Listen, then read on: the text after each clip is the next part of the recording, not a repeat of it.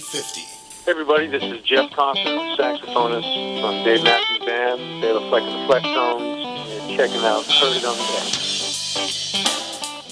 Hi folks, welcome back to Heard It on the Act, the East Coast premier music talk show. Just want to remind everybody, The Rapture has nothing to do with Blondie tunes. Like I thought, had my Blondie albums out, it had nothing to do with it. And it's not about raptors from Jurassic Park either. Well, we had it all wrong. Right now, we are going to be joined by a guest.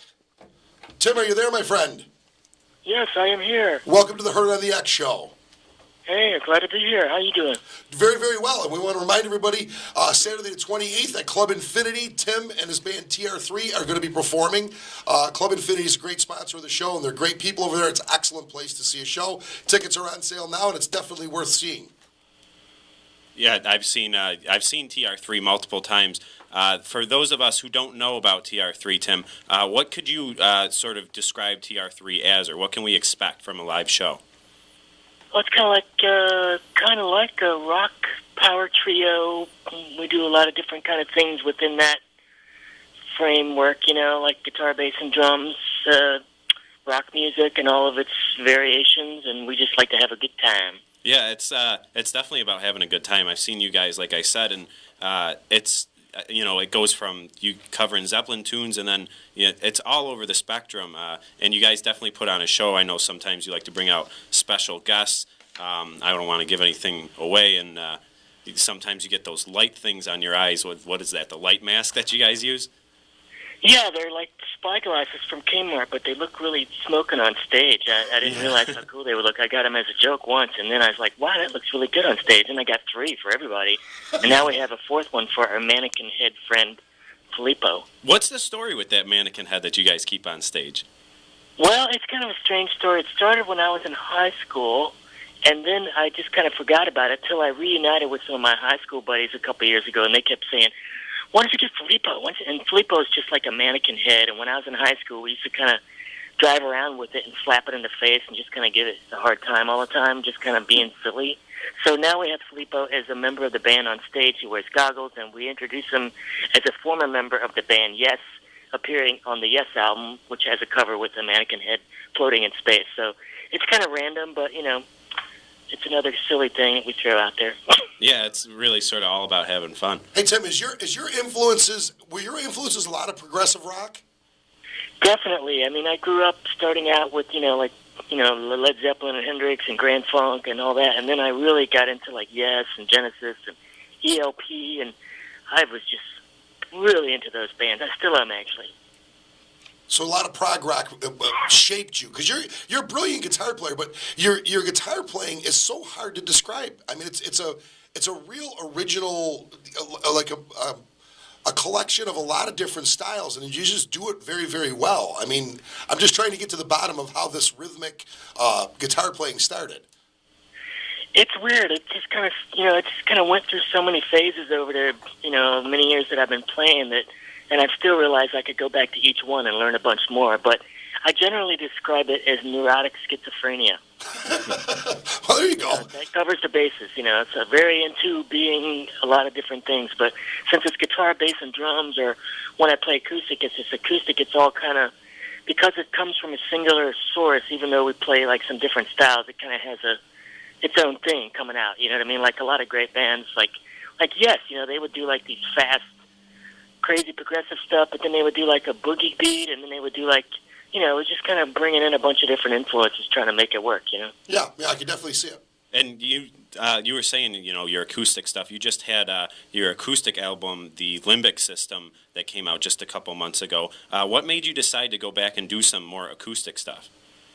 Well, actually, I had those recordings. I had made those in New Mexico right before I moved, and so those were recorded like 07, 06, just kind of for my own, just for my own documentation of this music that I had been doing a lot when I was on the road playing mostly acoustic gigs when I lived in New Mexico. So before I left there, I had like this place that I hung out and played music, and I recorded a lot of music. It wasn't like a professional recording studio, but I had a way to, definitely was easy to record this acoustic music. So I just put it all on this huge collection of songs, and then last year I really felt like I really wanted to get it out on a CD, and so we whittled it down to just however many songs is on there, but there was way more to choose from, but that's kind of the best of all those. And I just, that kind of music comes from my soul, like all the music that I try to play, and I just really wanted to get that CD out, and it really felt like for me. I mean, I realize it's not like a pop record, and it's not like something that's going to go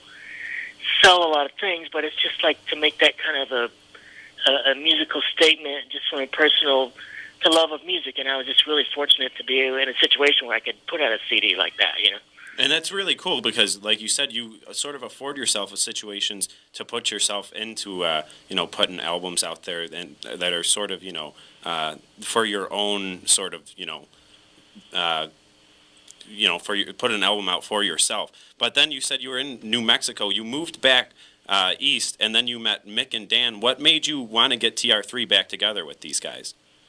Well, originally it was just the idea to get back and play with musicians instead of, like, when I lived in New Mexico, I did a lot of solo shows, and then I started working with drum machines, and I really got into the headspace of that because I had never, it was new to me. I know drum machines have been around forever, but it was new to me to actually work with them, and so I was really into that. But when I moved here, I just started playing with those guys, having met them with they would just play locally, and the person I moved here with kind of turned me on to these local musicians because she came here before me and got to know a lot of local musicians, and it turned out they knew people that I knew, so we already felt like we knew each other.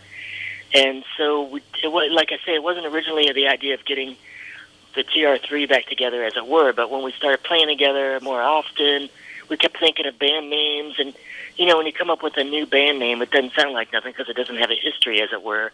And so my booking agent, who used to book TR3, and that name's been on my website for, like, forever, so just call it TR3. That's it's in a way, that's an easy stretch. People might remember that name, and either way, it's like, there you go, you got a name.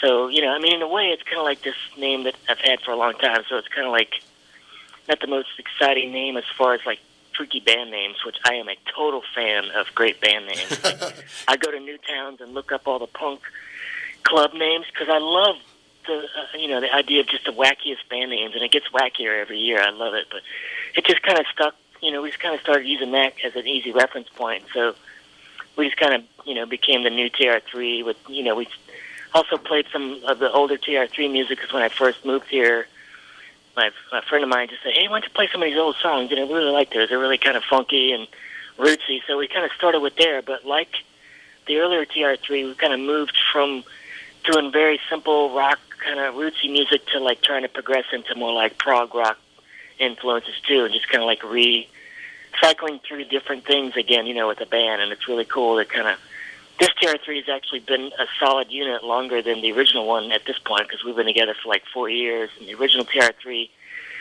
after a couple of years, we changed members here and there, and over a 10-year period, there was a few different members of the band, which was it's an easy way to work in Charlottesville because there's a great musician pool to work with, and so it was cool that way. But here we just kind of, the latest, this new version, which is kind of 4 years old now, is really a solidified, singular rock band that's getting really tight, and I'm really enjoying working with them. I feel like we keep evolving with every new couple of songs we learn, So it's starting to solidify for you. You said something interesting, and I got to go back. I own a pretty large independent music store, and you said you didn't have a lot of experience working with drum machines, which that kind of floored me because you, my friend, were single-handedly responsible for me selling hundreds of loop stations at one point. It just seems. Oh yeah, it's funny because I used to. It just seems like a guy that manipulated a loop station so well would be somebody that used drum machines also, but they weren't your thing, huh? What's that? The loop station? No, the drum machines. The loop stations, I mean, obviously. Well, what's funny is all the looping I've ever done, I've never actually used a loop station because when I started doing it, it was like in the 80s, and I just used delay and like, I guess, sample delays. And then actually over the years, I've kind of gotten less and less into using loopers, and I kind of broke away from that when I started using the drum machines because it was kind of like the ultimate looping. You write a song and you can make the verse different and all that. And I really got into that just because I love drums. Oh, God, I love drums. I still worship drums. And so that was kind of like an ultimate killjoy to be able to program stuff. But then I kind of peeked out on it and realized, well, I could do this forever, but there's still nothing like a live drummer. So, but yeah, it's funny. I never had a loop station because they kind of make it too easy in a way. You can like play it; it's already in time.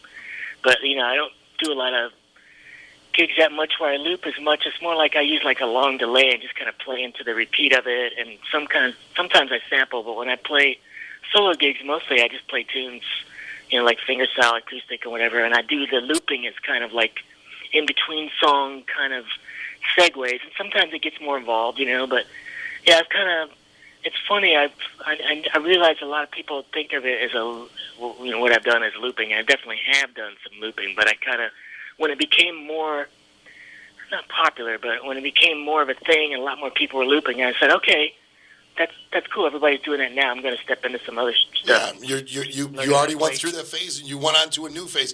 Can you stick around and do another segment with us, Tim? And we'll talk about the new album and the Date at Infinity. Yeah, for sure. All right, perfect. We're going to head to a commercial break. Stick around, folks. More Heard It on the X. On the other side, Tim Reynolds will be joining us for another segment.